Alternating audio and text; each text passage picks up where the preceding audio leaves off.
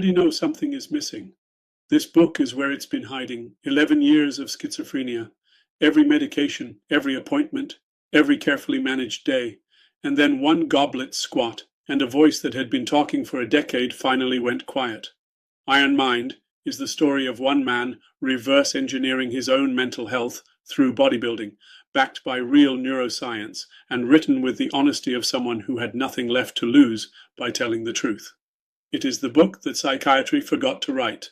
It will change how you think about the body, the brain, and what recovery is actually allowed to look like. The barbell does not care about your diagnosis. It only cares about one thing.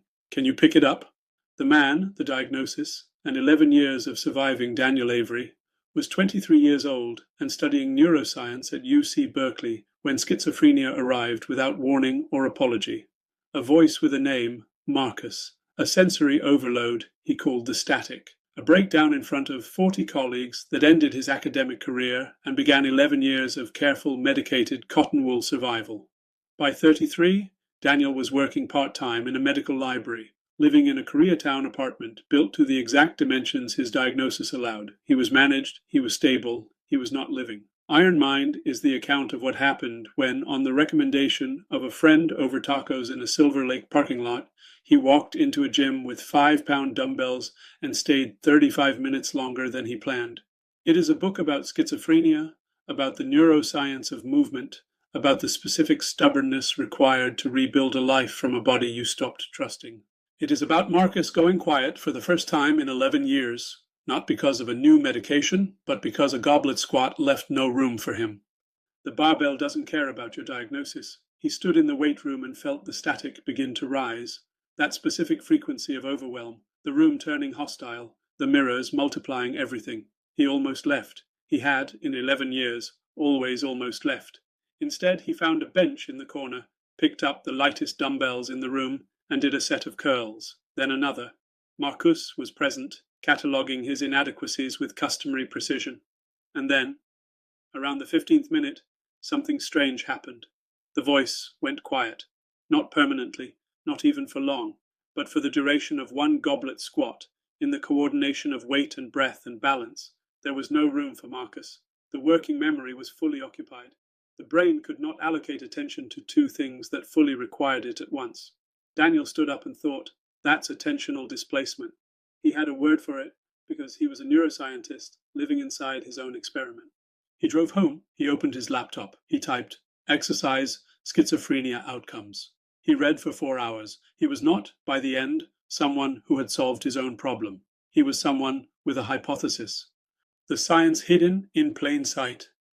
What Daniel discovered in the research literature was not a secret.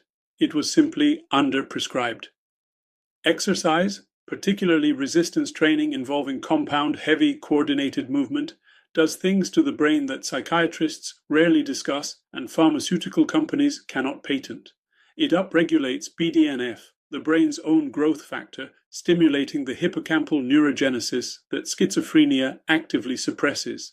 It modulates the dopamine system, not by blocking receptors the way antipsychotics do, but by generating real achievement-based dopamine through real effort, strengthening the very prefrontal pathways that the illness leaves underpowered. It trains the HPA axis through repeated acute stress and recovery, teaching the body's cortisol system to stop running chronically hot. And it activates the prefrontal cortex, the brain's regulatory center, the system responsible for quieting false alarms, in ways that directly reduce the frequency and severity of psychotic symptoms. Daniel began a symptom journal, tracking daily against his training schedule. The pattern that emerged across 8 weeks of data was unmistakable. He brought the journal to his psychiatrist, Dr. Ramona Chen, in a folder containing 7 printed research papers. She read them in silence, then, "Keep going." It was the most important clinical advice of 11 years. What 4 years built, and what it could not return, Iron Mind does not end with a cure. It ends with something more honest and more useful, a life. 4 years on, Daniel deadlifts 405 pounds. His medication has been reduced by a third under careful clinical supervision. Marcus is audible for minutes where he was once audible for hours. The last major psychiatric episode lasted 11 days. Historically, they had lasted 50. He is enrolled in a research program at UCLA, co-authoring papers on exercise and schizophrenia with the scientist who took his symptom journals seriously. He is in a relationship, he has a community, he has the 10 principles, distilled from 4 years of daily tracking, failed sets, setbacks, and the gradual, non-linear, deeply unglamorous process of building a brain that functions better than it did.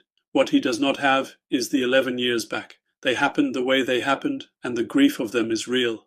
But the man who wrote this book is not the man who lost those years. He is the man who survived them and built something on the other side. He gets up at 5:45 a.m. He packs the gym bag the night before. He goes. That is where it always starts. You already know something is missing. This book is where it's been hiding. 11 years of schizophrenia. Every medication, every appointment, every carefully managed day, and then one goblet squat, and a voice that had been talking for a decade finally went quiet. Iron Mind is the story of one man reverse engineering his own mental health through bodybuilding, backed by real neuroscience, and written with the honesty of someone who had nothing left to lose by telling the truth. It is the book that psychiatry forgot to write. It will change how you think about the body, the brain, and what recovery is actually allowed to look like. The barbell does not care about your diagnosis. It only cares about one thing. Can you pick it up?